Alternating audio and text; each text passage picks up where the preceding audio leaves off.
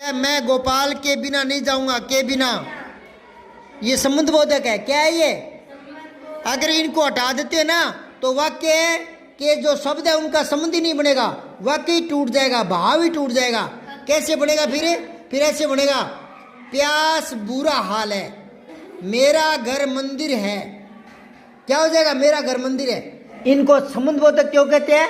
क्योंकि ये शब्दों का अन्य शब्दों का संबंध जोड़ते हैं, और इनको हटा देंगे तो संबंध जुड़ेगा ही नहीं।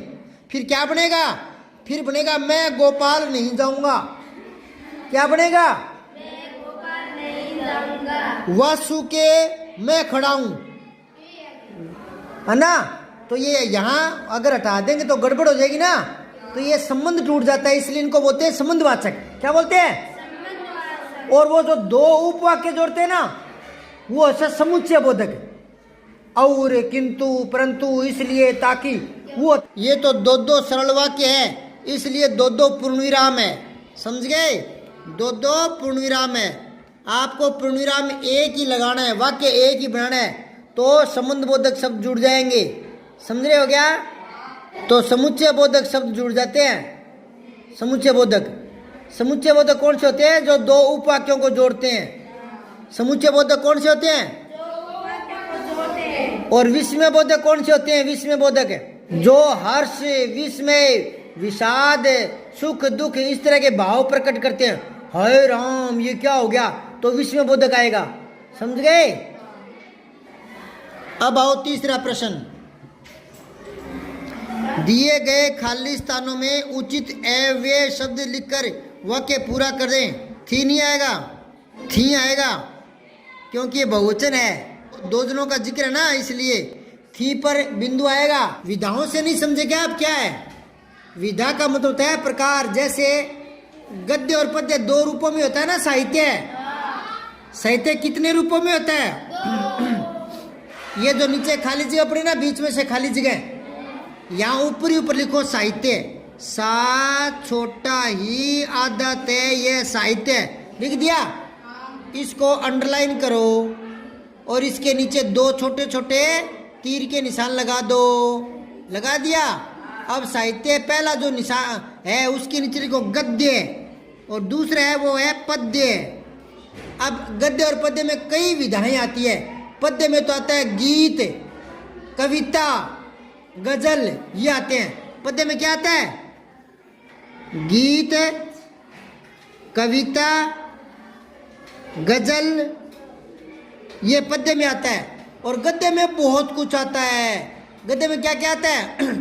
कहानी, नाटक, रेखा चित्र, उपन्यास, रिपोर्टाज, एकांकी, इस तरह के बहुत आते हैं। तो इनको बोलते हैं अलग अलग विधा। समझ गए? जैसे वो था ना एक केशव और श्यामा वाला नादान दोस्त। अब बताओ नादान दोस्त कौन सी विधा है? कौन सी विधा है नादान दोस्त? कहानी है, कविता है, नाटक है, उपन्यास है? क्या है?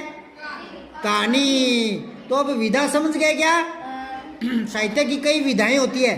साहित्य की कई विधाएं होती है। नाटक, उपन्यास, लेख, निबंध। समझ गए? अब देखो, वह हंस दिया, इसको पढ़ो।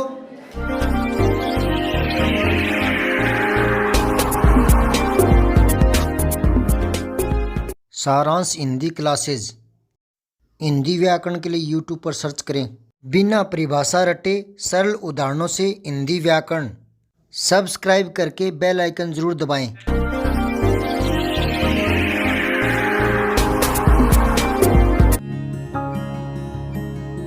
आज कार्यपत्रक 21 है। ये कोई 100 के नज़दीक है।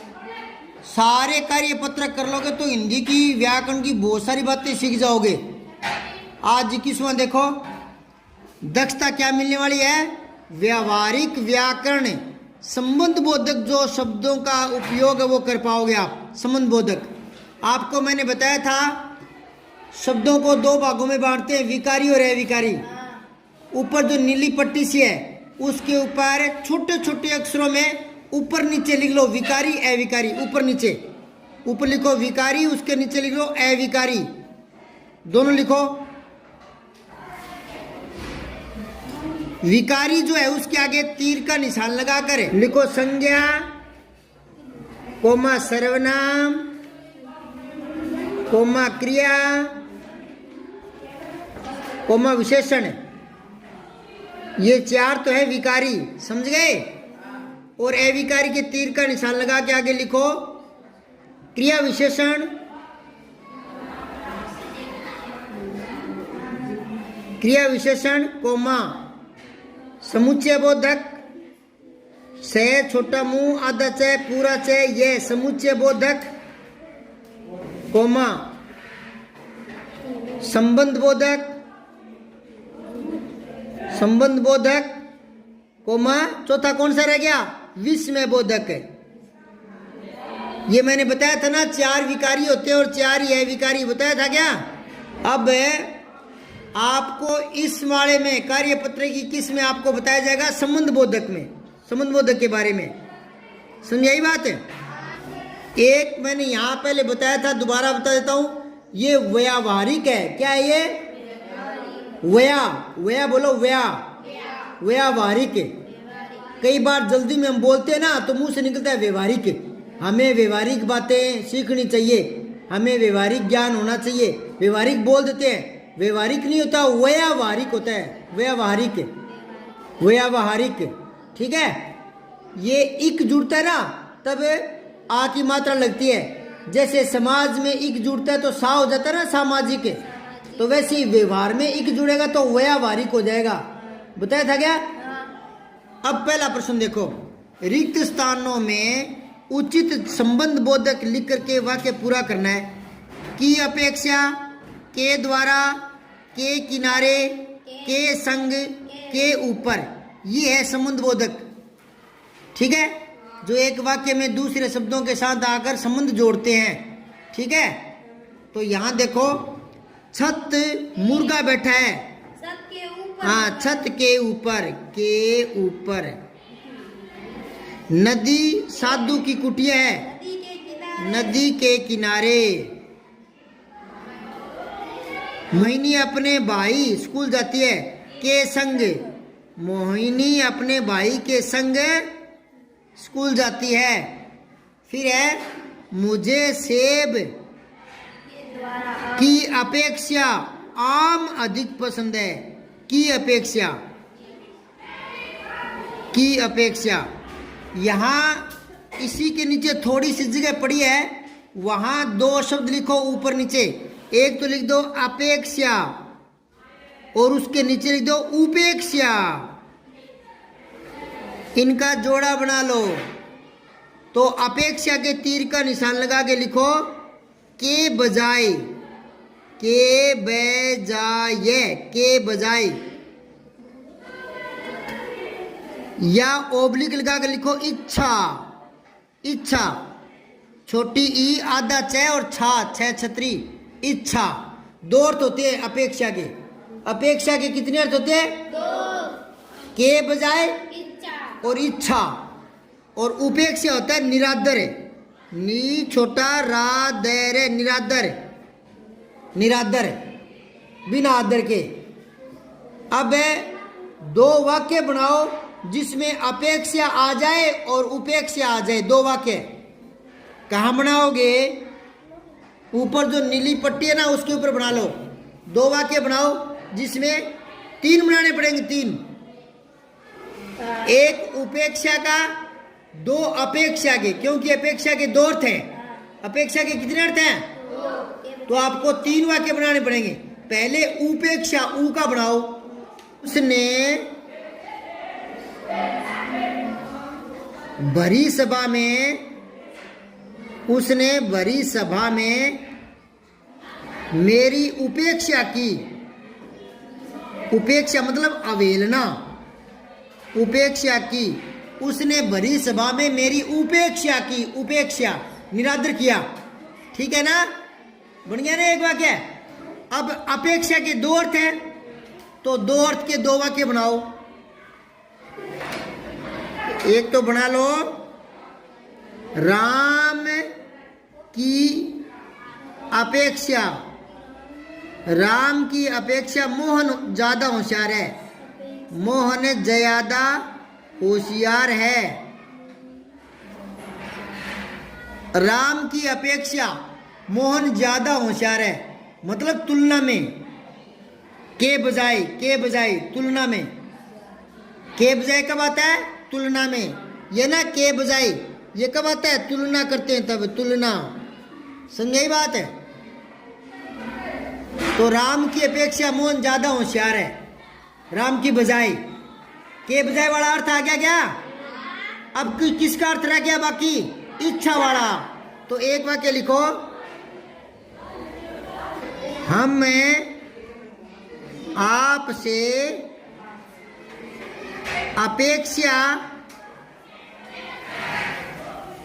हम आपसे अपेक्षा रखते हैं कि आप विद्यालय का नाम रोशन करें। ये हो गया, हम आपसे अपेक्षा रखते हैं कि आप विद्यालय का नाम रोशन करें। अपेक्षा रखते हैं मतलब इच्छा रखते हैं। समझाई बात है? तो ये इच्छा हो गया। तीनों वाक्य दोबारा बोल के देखो अर्थ के साथ। उसने बड़ी सभा में मेरी उपेक्षा की, मतलब निरादर किया। समझा की बात है? दूसरा, राम की अपेक्षा मोहन ज्यादा होशियार है, यह है के बजाय, राम के बजाय। तीसरा, हम आपसे अपेक्षा रखते हैं कि आप विद्यालय का नाम रोशन करें। तो अपेक्षा रखते हैं मतलब इच्छा रखते हैं। अपेक्षा रखते हैं मतलब इच्छा रखते हैं। तीनों समझ में आ गए क्या? अब चलो आगे। 2 वाक्यों को जोड़कर वाक्य बनाने हैं। गोलू थक गया था, वह सो गया है। लिखो, गोलू थक गया था इसलिए सो गया है। गोलू थक गया था इसलिए हो गया। हाँ, इसलिए वह सो गया। समझ गए क्या? अगला देखो, यह हिंदी की पुस्तक है, मुझे यह पसंद है। इसको और से जोड़ दो। यह हिंदी की पुस्तक है और मुझे यह पसंद है। मुझे यह पसंद है। और से जोड़ना है। किससे? अच्छा, नीचे वाला देखो किससे जुड़ेगा। वह बहुत तेज चली, वह घर जल्दी पहुंची। हाँ, इसको इसलिए से जोड़ दो। वह बहुत तेज चली इसलिए जल्दी पहुंची। इसलिए घर जल्दी पहुंची। ठीक है। फिर है, आज बहुत बारिश हो रही है, ओले भी गिर रहे हैं। आज बहुत बारिश हो रही है तथा ओले भी गिर रहे हैं। तथा से जोड़ दो। तथा ओले भी गिर रहे हैं, बीच में तथा आ जाएगा। ये तो 2 सरल वाक्य है, इसलिए 2 पूर्णविराम है। समझ गए? 2 पूर्णविराम है। आपको पूर्णविराम एक ही लगाना है, वाक्य एक ही बनाना है, तो संबंध बोधक शब्द जुड़ जाएंगे। समझ रहे हो क्या? तो समुच्चय बोधक शब्द जुड़ जाते हैं। समुच्चय बोधक कौन से होते हैं? जो 2 उपवाक्यों को जोड़ते हैं। समुच्चय बोधक कौन से होते हैं? और विस्मय बोधक कौन से होते हैं? विस्मय बोधक जो हर्ष, विस्मय, विषाद, सुख, दुख इस तरह के भाव प्रकट करते हैं। हाय राम, ये क्या हो गया? तो विस्मय बोधक आएगा। समझ गए? अब आओ तीसरा प्रश्न। दिए गए खाली स्थानों में उचित अव्यय शब्द लिखकर वाक्य पूरा कर दें। अव्यय शब्द, अविकारी शब्द लिखना है। अविकारी यही होते हैं, क्रिया विशेषण, समुच्चय बोधक, संबंध बोधक, विस्मय बोधक। इन्हीं में से कोई चुनना है। तो देखो, श्रुति नेहा पढ़ रही थी। श्रुति और नेहा पढ़ रही थी, और आ जाएगा। श्रुति और नेहा पढ़ रही थी नहीं आएगा, थी आएगा, क्योंकि ये बहुवचन है। दो जनों का जिक्र है ना, इसलिए थी पर बिंदु आएगा। अब है ख में देखो, परिश्रम से पढ़ाई करो, परीक्षा में सफल हो सको, ताकि से जोड़ दो। परिश्रम से पढ़ाई करो ताकि परीक्षा में सफल हो सको, किससे जोड़ोगे? ताकि छोटी आएगा, आपने बड़ी नहीं लगाया ना। अगला है राम तो आया श्याम नहीं आया, तो लेकिन से जोड़ दो, किससे? राम तो आया लेकिन श्याम नहीं आया, किससे जोड़ोगे? अब अगला है जब सर्दी पड़ती है तब गर्म कपड़े पहनते हैं, जब के साथ हमेशा तब आता है। जैसे अंग्रेजी में आता है ना आइदर और नाइदर नोर, वैसे ही हिंदी में भी जुड़ता है, समझ गए? जब के साथ है तब आता है। हाँ, जब ज्यों ही त्यों ही, ज्यों ही के साथ ज्यों ही आंधी आई त्यों ही कपड़े नीचे गिर गए, ज्यों ही के साथ त्यों ही आता है। क्या आता है? और जब के साथ है तब है। अब चौथा देखो बेटा, वाक्यों में दिए गए संबंधबोधक शब्द छांट कर लिखो। संबंधबोधक शब्द छांटना आपको। प्यास के मारे बुरा हाल है, तो के मारे क्या आएगा यहाँ? के मारे। आगे रिश्तेदार में लिख लो, एक तो इसने करके बता दिया। अब है और देखो, मेरा घर मंदिर के पास है, के पास। फिर है मैं गोपाल के बिना नहीं जाऊंगा, के बिना। ये संबंधबोधक है। क्या है ये? अगर इनको हटा देते हैं ना तो वाक्य के जो शब्द है उनका संबंध ही नहीं बनेगा, वाक्य ही टूट जाएगा, भाव ही टूट जाएगा। कैसे बनेगा? फिर ऐसे बनेगा, प्यास बुरा हाल है, मेरा घर मंदिर है। क्या हो जाएगा? मेरा घर मंदिर है। इनको संबंधबोधक क्यों कहते हैं? क्योंकि ये शब्दों का अन्य शब्दों का संबंध जोड़ते हैं, और इनको हटा देंगे तो संबंध जुड़ेगा ही नहीं। फिर क्या बनेगा? फिर बनेगा मैं गोपाल नहीं जाऊंगा। क्या बनेगा? मैं गोपाल नहीं जाऊंगा। वासु के मैं खड़ा हूं, है ना? तो ये यहाँ अगर हटा देंगे तो गड़बड़ हो जाएगी ना, तो ये संबंध टूट जाता है, इसलिए इनको बोलते हैं संबंधवाचक। क्या बोलते हैं? और वो जो दो उपवाक्य जोड़ते हैं ना, वो ऐसा समुच्चय बोधक। और, किंतु, परंतु, इसलिए, ताकि, वो होता है समुच्चय बोधक। वो क्या होता है? ये याद रखा करो बेटे। घर पर जाकर एक बार 5 मिनट दोबारा सोचा करो कि सर ने समुच्चय बोधक कौन से होते हैं, अपने दिमाग में अपने हिसाब से बिठाया करो। मैं जो बताता हूं ना उसको घर पर जाकर दोबारा सोचा करो कि सर ने समुच्चय बोधक कौन से बताए थे, विषय बोधक कौन से बताए थे, और मेरे लिखवाए हुए हैं उनमें दोबारा देखा करो। आपके खुद के दिमाग में बैठना चाहिए कि हाँ मैं पहचान लूंगा, ये वाले समुच्चय बोधक है, ये वाले विषय बोधक मैं पहचान लूंगा। इतना पक्का कर लो घर पर। समझ बात है? कल मैं टेस्ट लूंगा छोटा सा एक, जिसमें और, किंतु, परंतु इनका प्रयोग करना बताऊंगा। ठीक है? चलो अब देखो, वासु के आगे मैं खड़ा हूं, तो के आगे। फिर यह पत्र मीरा के द्वारा लिखा गया, के द्वारा। ये हो गया पूरा। 22वां कल करवाऊं या आज ही? आज करवा दूं। 22वां देखो, लेखन की विभिन्न जो विधाएं हैं उनका प्रयोग कर पाओगे। समझोगे आप विधाएं? विधाओं से नहीं समझेंगे आप क्या है? विधा का मतलब होता है प्रकार। जैसे गद्य और पद्य 2 रूपों में होता है ना साहित्य। साहित्य कितने रूपों में होता है? ये जो नीचे खाली जगह पड़ी ना, बीच में से खाली जगह, यहाँ ऊपर ही ऊपर लिखो साहित्य। सा छोटा ही आदत है, ये साहित्य लिख दिया। इसको अंडरलाइन करो और इसके नीचे 2 छोटे छोटे तीर के निशान लगा दो। लगा दिया। अब साहित्य पहला जो निशान है उसके नीचे लिखो गद्य, और दूसरा है वो है पद्य। अब गद्य और पद्य में कई विधाएं आती है। पद्य में तो आता है गीत, कविता, गजल, ये आते हैं। पद्य में क्या आता है?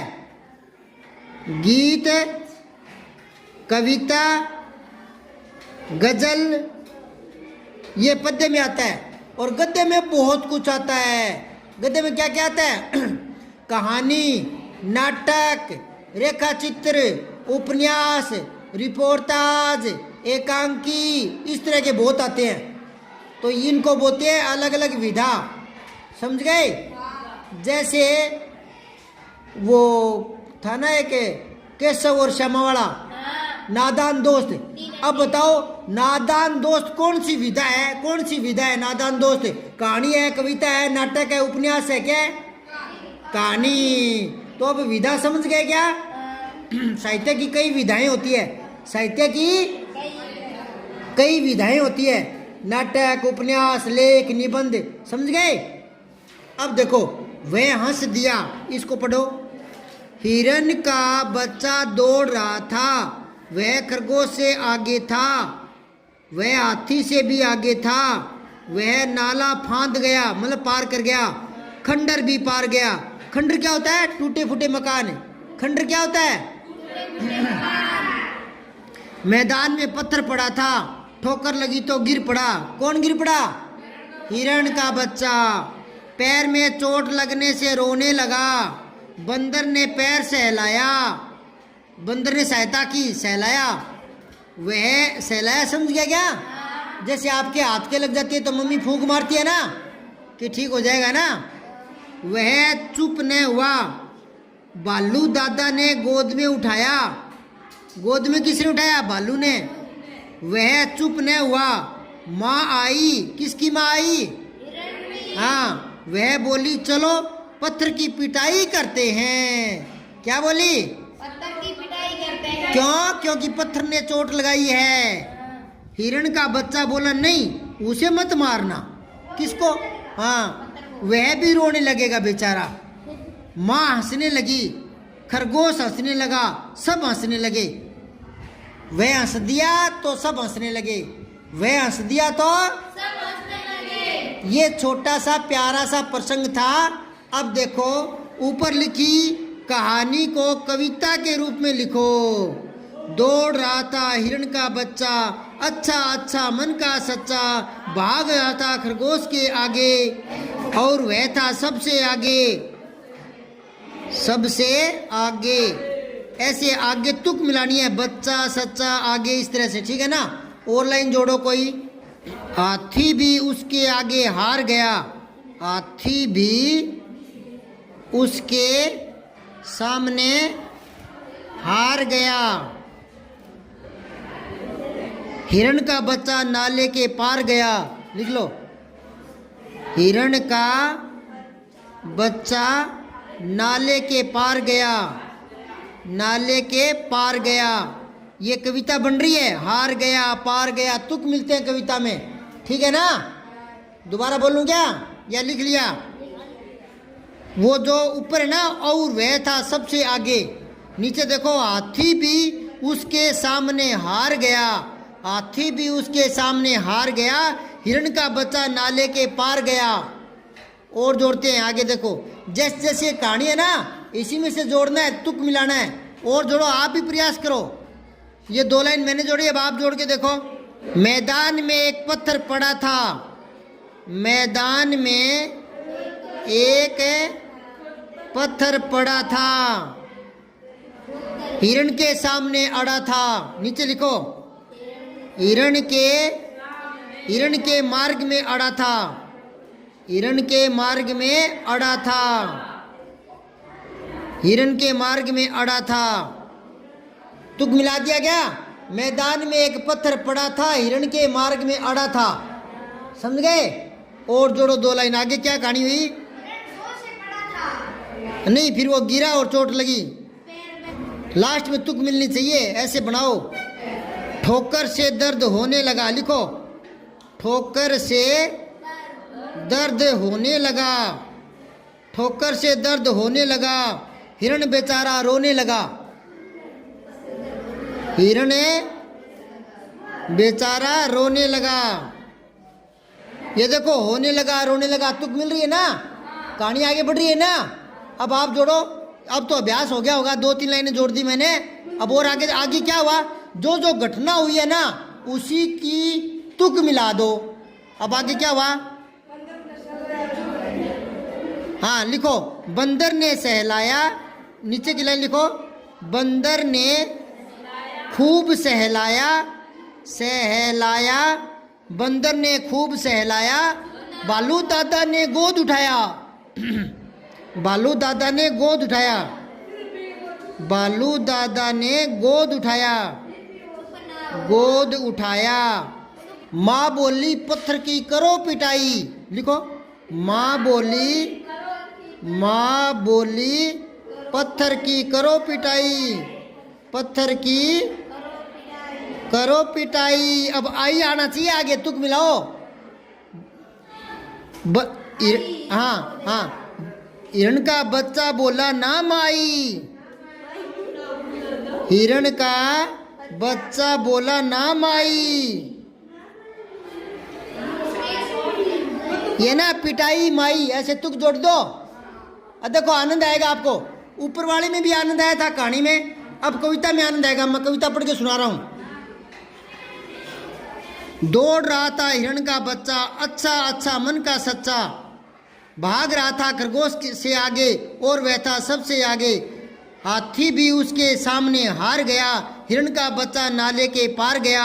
मैदान में एक पत्थर पड़ा था, हिरण के मार्ग में अड़ा था, ठोकर से दर्द होने लगा, हिरण बेचारा रोने लगा। बंदर ने खूब सहलाया, बालू दादा ने गोद उठाया, माँ बोली पत्थर की करो पिटाई, हिरण का बच्चा बोला ना माई।